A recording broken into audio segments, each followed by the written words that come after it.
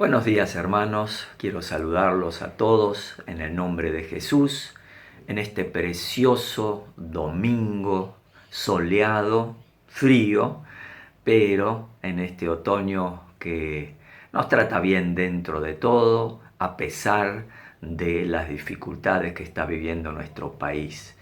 Vamos a empezar este culto con gozo, con alegría.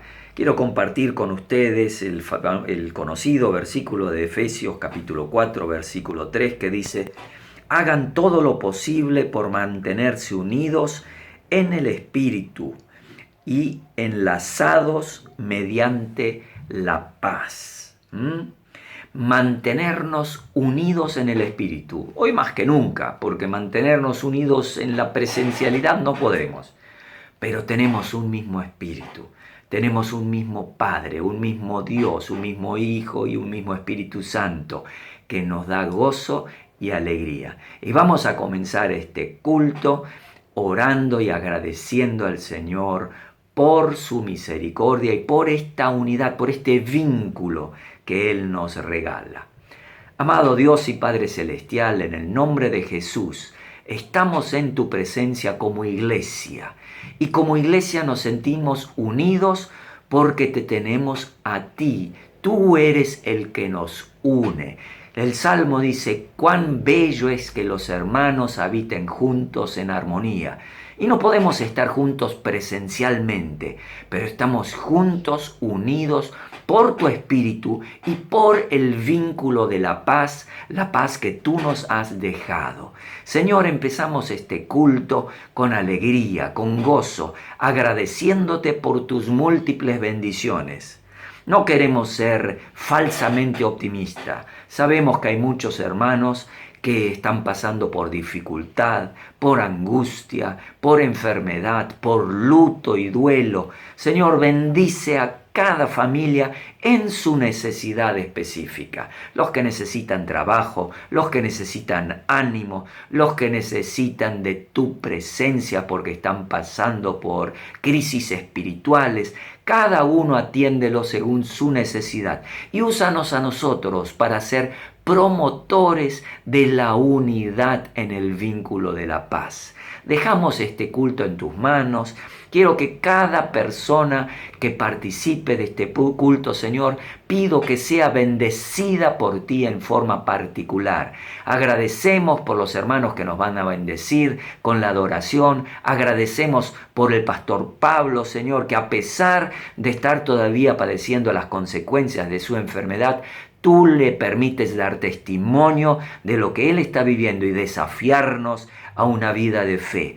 Te damos toda la gloria y la honra y te reconocemos como el Creador, el Dios Supremo, el Padre de nuestro Señor Jesucristo. A ti sea toda la gloria y la honra en el nombre de Jesús. Amén. Dios los bendiga. Ahora escuchamos una hermosa canción y después el pastor Pablo nos va a deleitar con la palabra de Dios.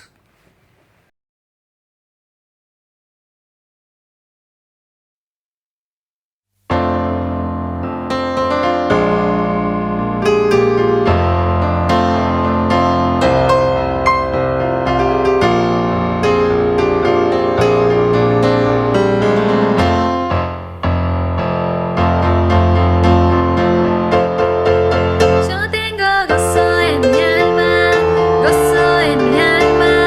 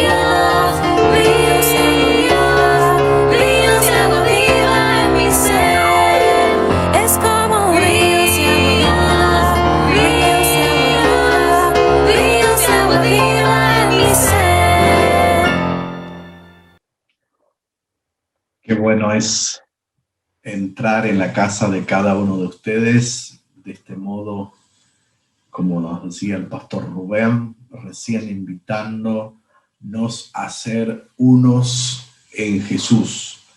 Y quizás nos une el Señor, como estamos reunidos en el nombre de Él, también nos une la manera de llegar en las casas de cada uno. Gracias al Señor por los músicos que nos han llevado a la adoración. Gracias, Pastor Rubén, por hacernos reflexionar en esta parte de Efesios. Pero esta mañana nuestro mensaje va a estar centrado en algo que fuimos desafiados durante todo el mes. El mes estuvimos desafiados en que la voluntad de Dios es el bien del pueblo de Dios. Tanto los pastores como el domingo pasado también Jessica nos ha desafiado en tiempos de creer y nos levantaron varias preguntas. Entonces, después de charlar con los pastores y orar, dice, te toca orar, te toca hablar a vos el domingo. Bueno, dicho sea de paso, estoy ya mejor luego de 2 semanas intensas de oración de ustedes, porque yo no tenía fuerzas ni siquiera para mirar el día. Y gracias al Señor, el Señor nos bendijo. Era como una recaída, una segunda vez o algo así. Gracias a Dios por los médicos y demás. Pero más que nunca he valorado las oraciones del amor de cada uno de ustedes por mí y por la familia también. Entonces, la idea es en esta mañana creer en tiempos de incredulidad. ¿Por qué incredulidad? Y el pasaje va a estar basado en Lucas capítulo 18, 8. Lo leo en la Reina Valera. Dice Jesús, dice algo muy interesante. Os digo que pronto les hará justicia. Después le voy a decir qué significa que está diciendo. Pero cuando venga el Hijo del Hombre, ¿hallará fe en la tierra? Jesús está hablando de una mujer, de una parábola. Una mujer que se acercaba al juez como todo ser humano, como todo juzgado, para que le haga justicia con un pleito que tiene. Y el juez no le prestaba mucha atención, pero un día dijo, bueno, antes que venga tantas veces y me canse, yo haré justicia a ella y le voy a dar su resolución. Entonces Jesús termina diciendo, miren que hay hombres que directamente creen o no en Dios y hacen justicia con más razón. El reino de los cielos es un reino de justicia. Pero termina diciendo con una pregunta.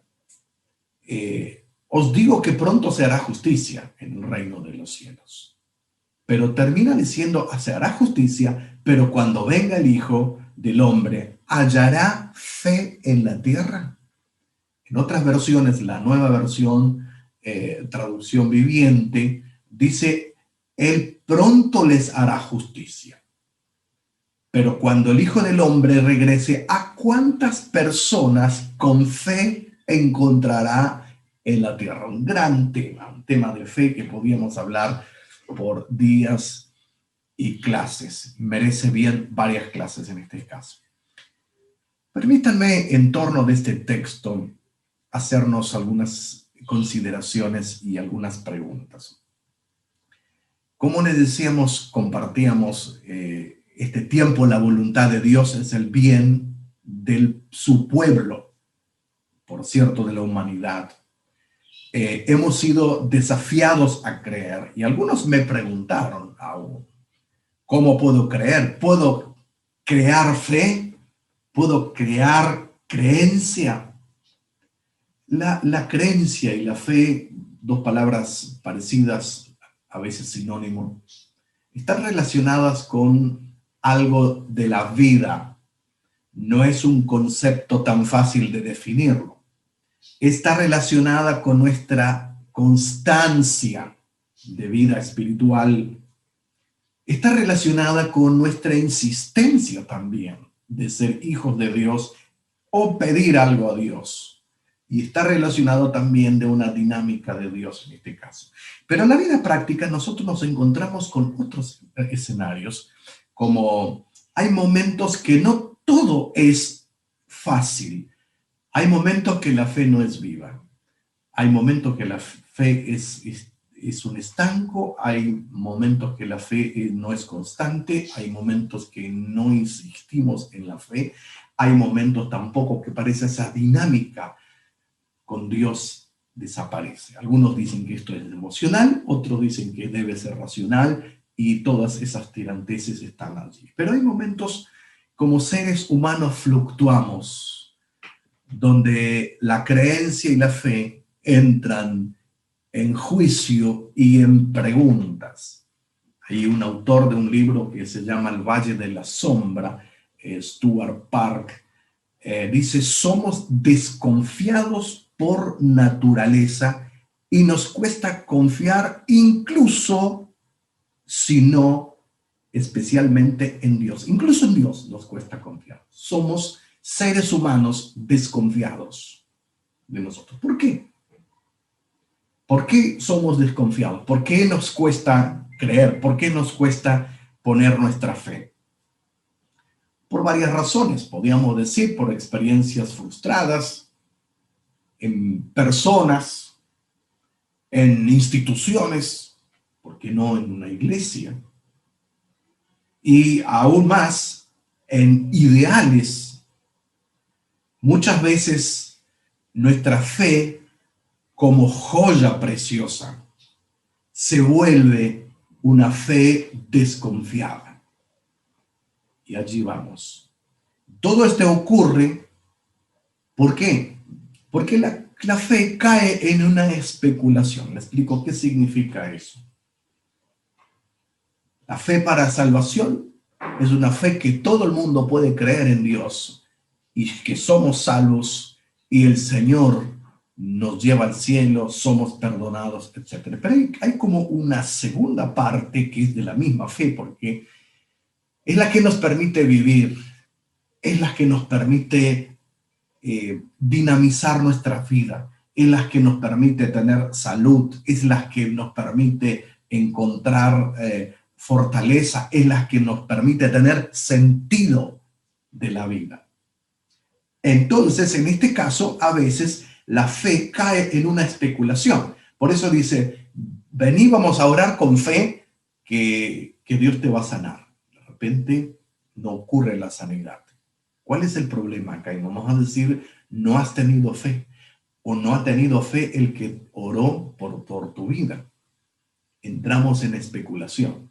O Dios no quiso, etc. Ahora, es muy común escuchar frases: no tuviste respuesta por falta de fe. Es muy común escuchar: es incredulidad. O estuvo fulano en el medio y ha sido incrédulo. Sin embargo, la insistencia de Jesús aquí, cuando dice: cuando venga el Hijo del Hombre, encontrará quienes tengan fe, no pasa por una especulación. No pasa por la especulación de que si yo tengo fe, de que seremos sanos o seremos resucitados, el Señor prospera o el Señor nos bendice, etc. No pasa por eso, sino que pasa por una respuesta distinta. La respuesta de Jesús frente a la mujer del juez injusto se trata de un examen nuestro. ¿Cómo está mi fe? Esta mujer lo que hizo, insistía de tal modo que el juez, siendo hombre y siendo lo que fue, un día dijo: a ella le voy a dar la justicia y que se vaya. Mejor dicho, en nuestras palabras, que pueda no incomodar más.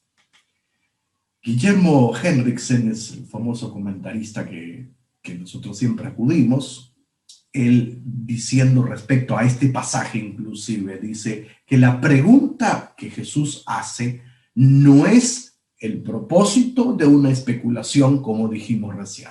Si va a ser sano o no, si va a ser bendecido o no, si va a ser animado o no, si va a ser resucitado o no.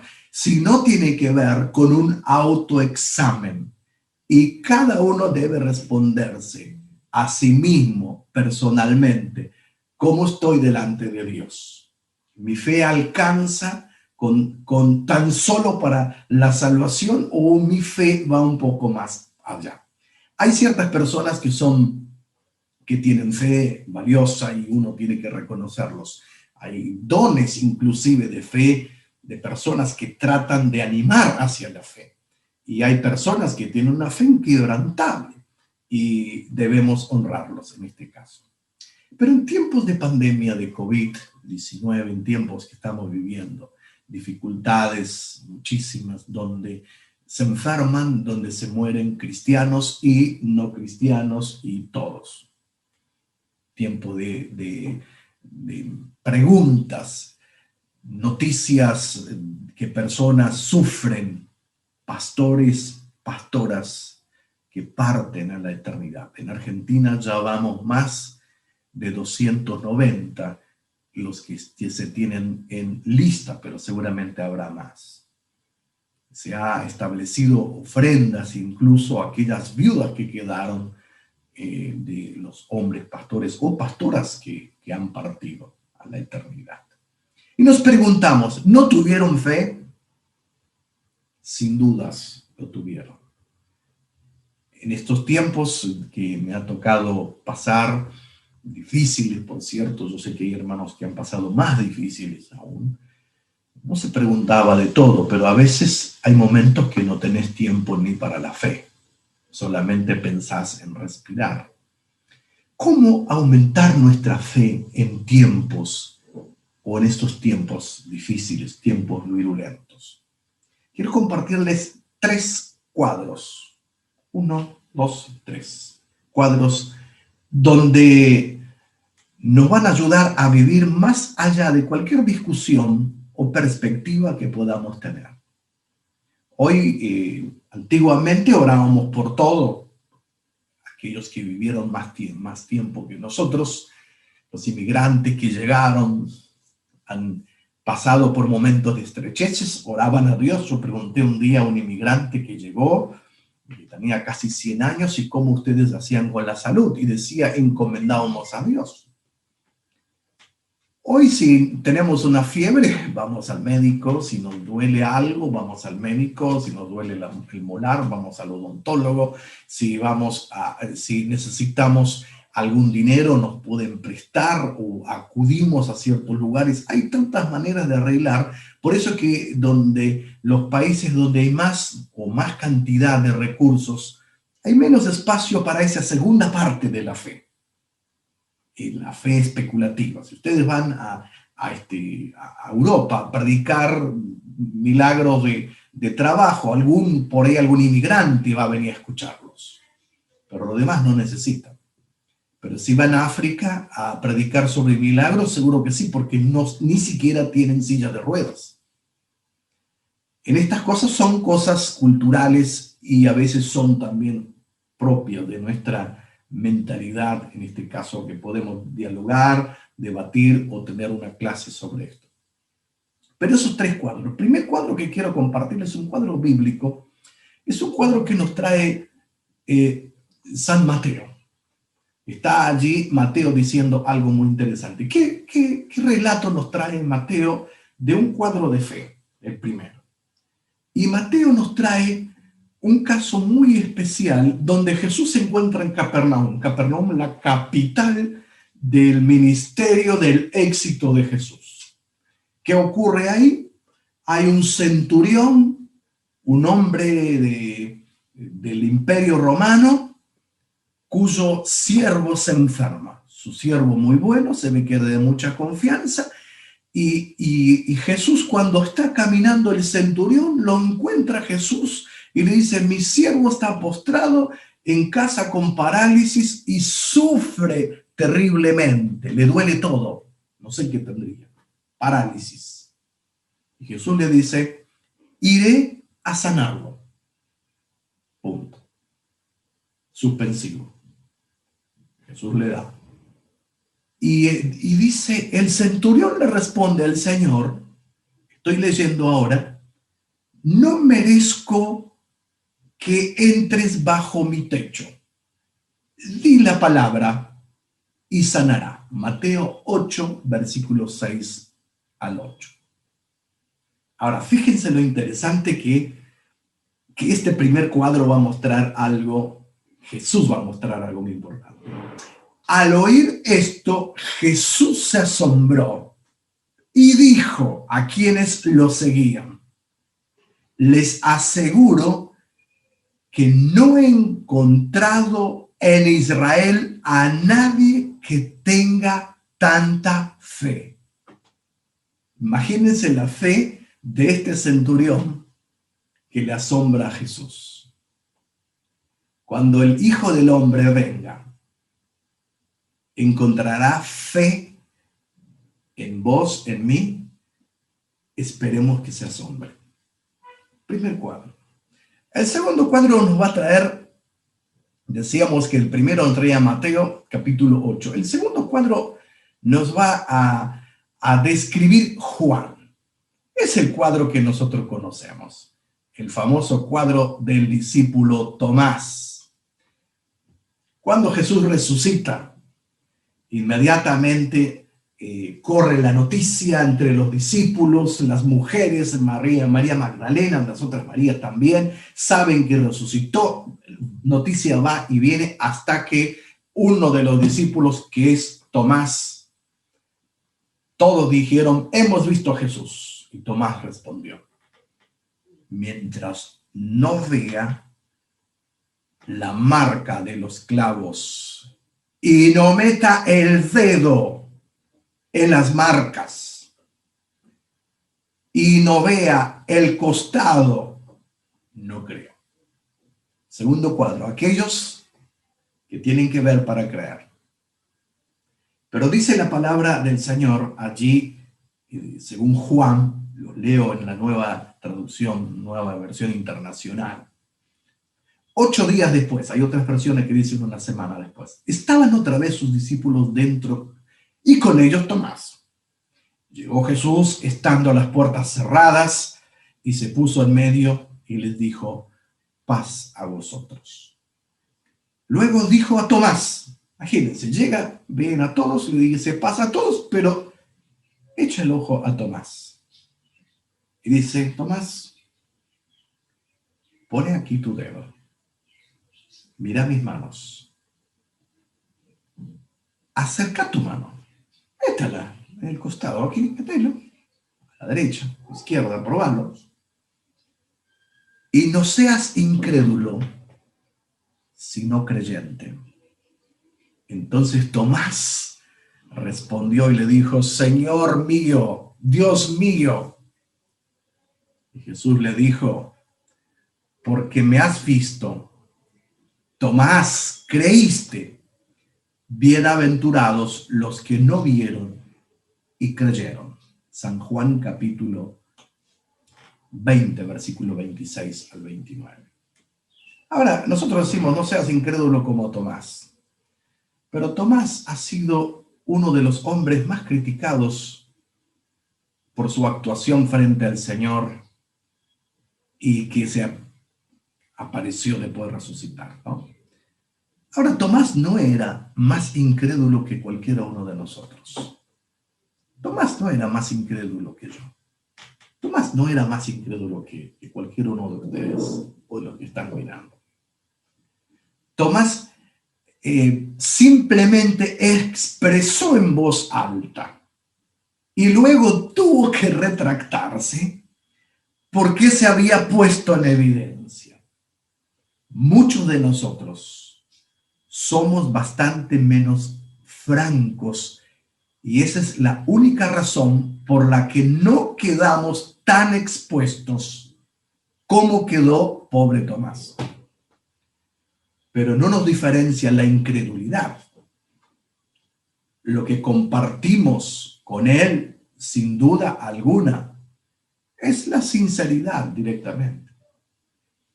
Hace un tiempo atrás, cuando me tocó trabajar, uno de los primeros trabajos pastorales que me tocó hacer, no tuvimos consejeros, no tuvimos ni siquiera ujieres que nos ayudaran. Y se convirtió, tuvimos una campaña, típica campaña que se hace en el Gran Buenos Aires. Y invitamos mucha gente y no llegó ninguno. Llegó el último día que predicó el pastor invitado, el evangelista, vino un muchacho con una melena muy larga, enorme. Y estaba allí sentado y el hombre habló, predicó un mensaje evangelístico y cuando hizo el llamado era el único que pasó al frente y pasó con unas lágrimas terribles. Yo miré hacia los costados, vi que no había ningún ujier, como yo era seminarista tenía que ir a atenderlo. Cuando llegué a atenderlo, mientras el pastor terminaba de hacer el llamado y orar por él, etcétera, y me quedé yo a un costado. Y él lo único que me hizo, me tiró la melena encima, me abrazó y lloraba, y lloraba, y lloraba, y lloraba. Y yo pensé entre mí, llorá tranquilo, ya en 5 o 6 años se te va a pasar, vas a tener una fe como nuestra. Él lloraba porque Cristo entró en su corazón y activó la maquinaria de la fe. Bueno, para vergüenza mía, me tocó discipular. Y por mucho tiempo estuve cerca de él, este muchacho, y muchas veces lo llevé conmigo para que él dé testimonio. Él estaba por suicidarse, estaba por tirarse de un lugar, estaba desahuciado de todo, pero se convirtió y nunca se alejó del Señor. Nunca perdió. Su fe habrá ido, venido, o fluctuado, o ha sido menguada, pero nunca dejó de ser. ¿Cuál era el problema mío en este caso? ¿Fui incrédulo? No, actué de alguna manera sincera conmigo mismo, pero después sí me tuve que pedir perdón al Señor. El que estuvo mal fui yo. El caso de Tomás, ¿fue más incrédulo que los demás? ¿Acaso Pedro fue el que quiso caminar? Pedro era valiente y era más especulativo que Tomás. Tomás más racional, pero también era sincero. Segundo cuadro. El tercer cuadro de fe, encontramos Jesús, fue el famoso monte de la transfiguración. Hoy ese monte está allí cerca de Galilea, se ve. Algún día voy a intentar subir, escalar, allí se puede. El monte Nebo. Jesús baja de la transfiguración con algunos de sus discípulos y encuentra un tumulto con otros discípulos que estaban allí. Este relato nos cuenta Marcos. Marcos capítulo 9, versículos 23 al 25. ¿Qué pasa? Un padre trajo a un hijo, algunas versiones dicen lunático, otros dicen endemoniado, sea cual sea. Jesús llegó de un buen tiempo de aparentemente encontrarse con la transfiguración en este caso. Y Jesús llegó a ese lugar con los discípulos y estaba ese gentío y el hombre luchaba con su hijo. Y Jesús le pregunta, ¿desde cuánto tiempo está así? El padre le contesta, desde que era niño. Y dice, la situación era muy compleja, un espíritu maligno tormentaba para matarlo, echaba espumarajos, hacía cosas, y todo el tiempo, día tras día, semana a semana, mes a mes, pasaban estas cosas. Entonces Jesús, es interesante que Jesús le hace esa pregunta de diagnóstico, pero le contesta algo relacionado con fe. Entonces Jesús le dijo, si puedes creer, al que cree todo le es posible. E inmediatamente el padre del muchacho clamó y dijo, creo, pero dice algo más fuerte todavía. Dijo creo, pero ayúdeme a mi incredulidad. Nuestra fe nunca es suficiente por nosotros mismos. Por eso es que no podemos hacer mucho por alimentar nuestra fe. Podemos creer, podemos ayudar, podemos Hay muchas veces dice, tenés que creer, tenés que esforzarte, tenés que orar. Todo eso está bien. Pero hay una parte en la fe que Dios tiene que hacer en tu vida y en mi vida también. Y dice después que el hombre dice, ayuda mi incredulidad. Y cuando Jesús vio a la multitud que se agolpaba, reprendió el espíritu inmundo, diciendo, el espíritu inmundo y sordo, yo te mando, sal de él y no entres más en él. Y todo volvió a la calma. Qué interesante. 3 cuadros distintos. 3 cuadros distintos. Una fe que le sorprendió a Jesús. Otra fe que está menguada por Tomás. Y acá vemos otra fe, que hay fe, pero dice, Señor, ayúdame en esta fe. Y seguramente, si ustedes quieren buscar, o yo si queremos buscar en la Biblia, vamos a encontrar decenas y decenas de cuadros de fe. Y ninguna es igual. Por eso que no podemos discutir esto de una forma tan racional, porque esto es una cuestión muy profunda. La fe y el creer para la salvación es básica y es buena. Pero en la vida, la fe de nuestra creencia incluye situaciones para la vida presente y el más allá también. ¿Saben por qué? El apóstol Pablo en Romanos capítulo 8, 28 dice, a quienes aman a Dios, todas las cosas ayudan a bien. ¿Cómo podemos decir que ayudan a bien una persona que se enfermó, se contagió? Padres que partieron, pastores excelentes que partieron con el Señor. Decimos ayudan a bien porque miramos una parte solamente. Miramos la parte de la vida que necesitamos acá. Pero la fe no es solamente para nuestra vida acá, es la vida para la salvación, para acá, para la provisión, para la sanidad, para las cosas que necesitamos, para la provisión también, para nuestra necesidad de salir de nuestra opresión, como este enemigo que estaba atormentando al niño.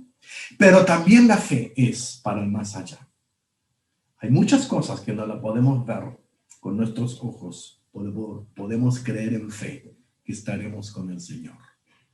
En este tiempo de tantas partidas, de tantas cosas que podemos encontrar, yo digo, bueno, voy a abrazar al menos este pastor en la eternidad. Esta es mi fe. No me alcanza,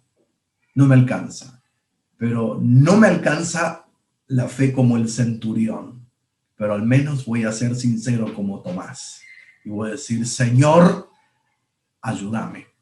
O voy a ser como este hombre que trajo a su hijo atormentado. Señor, creo, ayúdame a mi incredulidad. En esta mañana, quienes nos vean y quienes están asistiendo al culto por Zoom o los diferentes canales que tiene la iglesia, o aquellos que nos van a ver quizás otros días.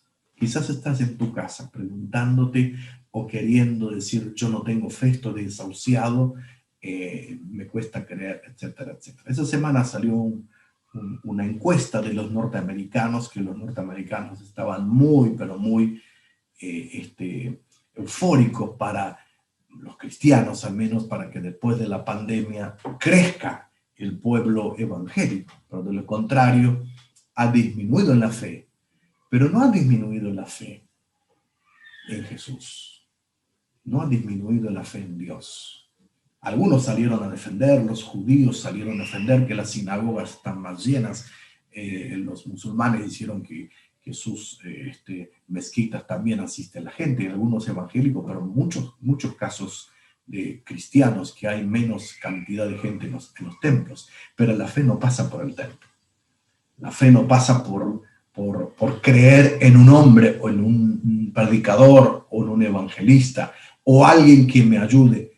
La fe pasa con nuestro corazón frente a Dios. Si el Señor hoy te pregunta, como a esta multitud que estaba, cuando venga el Hijo del Hombre, ¿hallará fe en la tierra? O, mejor dicho, ¿a cuántas personas con fe encontrará en la tierra? ¿Cómo está tu fe? ¿Cómo está la mía? Qué lindo es crecer. Qué lindo crecer. Y cuando maduramos en la fe y crecemos en nuestra fe, todas las cosas nos van a ayudar a bien. La vida nos va a ayudar a bien. En lo que hacemos nos va a ayudar a bien. Lo que hacemos por otro nos va a ayudar a bien. Y aun cuando también nos toca pasar por momentos difíciles, nuestra fe es la que nos levanta. Es la fe que nos hace caminar. Es esa fe que nos hace al latir nuestro corazón. Es esa fe que nos hace ver el día distinto, hermoso. Cuando estamos mal, no son tan fáciles. Los días que me tocaba despertarme, miraba por la ventana y dice, comienza un día más, es tan pesado. Pero decía, Señor, en tu nombre me cuesta, pero ayúdame en mi fe. ¿Cuántos de ustedes necesitan ayudas de la fe? Todos. Quisiera orar a favor tuyo, decir, Señor, allí donde estás, allí donde están, en sus casas, en su lecho, o quizás en algún lugar viajando, algún lugar en el hotel, o algún lugar por alguna situación distinta, abriste tu internet y te encontraste con ese mensaje. Te pedimos, Señor, que asistas, que nos sorprendas. Señor, la mejor opción sería que te encontraras como con este centurión que dijo, Señor, ni hace falta que vayas a mi casa. Yo soy siervo y sé dar órdenes. Y cuando vas a dar la orden, mi siervo va a ser sano. Y así lo fue. Señor, qué buena sorpresa. Sería bueno que seamos así. Señor, por otro lado, Señor, como Tomás, que no pudo creer sin ver, oramos, Señor, que podamos creer antes de ver y dar gloria cuando vemos. Señor, como este hombre que trajo a su niño o a su joven atormentado, que nadie pudo hacer nada por ellos. Pero, Señor, dijo, ayúdame, creo, ayúdame a mi fe, ayúdame en mi incredulidad, sácame de allí. Señor, restaura nuestra fe genuina para que podamos creer en vos, solamente en ti, Señor, en el Dios de dioses, en el Señor de señores, en el Espíritu Santo que pueda transformar, que el Espíritu Santo pueda estar en tu vida y transformar y reconfortar y reconstruir la confianza en el Señor Jesús. Y aquellos que no te conocen, Señor, también puedan conocer y tirarse en tus brazos, sabiendo que en la vida, en la enfermedad o en la salud o aún en la muerte, siempre tu fe nos salva y siempre seguiremos creciendo. Amén. Amén. Que el Señor pueda bendecir y que tu fe pueda crecer. Quiero terminar solamente con una pequeñita anécdota. Cuando nosotros éramos padres jóvenes, aunque todavía nuestros chicos son jóvenes, recuerdo que nuestro hijo mayor, vivíamos en una zona de muchos edificios, no había mucho verde. Nuestro hijo mayor le encantaba ir a las plazas. Lo mejor regalo que podíamos hacer es llevarlo a la plaza. Porque en la plaza había unas hamacas que estaban todo el día bamboleándolo así, y él podía estar todo el día allí feliz con eso. Y a veces subía las escaleras y no se animaba a bajarse porque era muy chiquito. Siempre se animaba a tirarse cuando yo estaba abajo. Yo le decía, tírate, dale, vamos. Él no preguntaba, ¿me vas a agarrar? No, él se tiraba. Tenía mucha confianza. Ahora, seguramente hoy con 17 años, no sé si se va a tirar o va a esperar si el Padre lo va a rescatar o no. Lo mismo nos pasa a nosotros. A medida que crecemos, nuestra confianza disminuye. ¿Por qué? Por las diferentes experiencias, etcétera, etcétera. Por eso vayas a esa pequeña analogía de la fe de un niño, como Jesús dice que cualquiera de ustedes no reciba el reino como un niño no puede ser mi discípulo. Qué bueno que nuestra fe sea una fe sencilla. Puede ser profunda. ¿Por qué no? Una fe madura. Años de vida no son sinónimo de madurez. A veces podemos tener una fe, no es que no sea madura, pero una fe que pasó por muchas cosas que no fueron tan buenas y no nos ayudan hoy a tener una fe real en el Señor. Que el Señor nos ayude, que tengamos una fe madura y una fe eficaz en el nombre del Señor. Así que bueno, estamos todos los días a disposición de ustedes. Presten atención a las diferentes maneras que hay para comunicarse con la iglesia, tanto los mayores, los niños, los adolescentes, los jóvenes.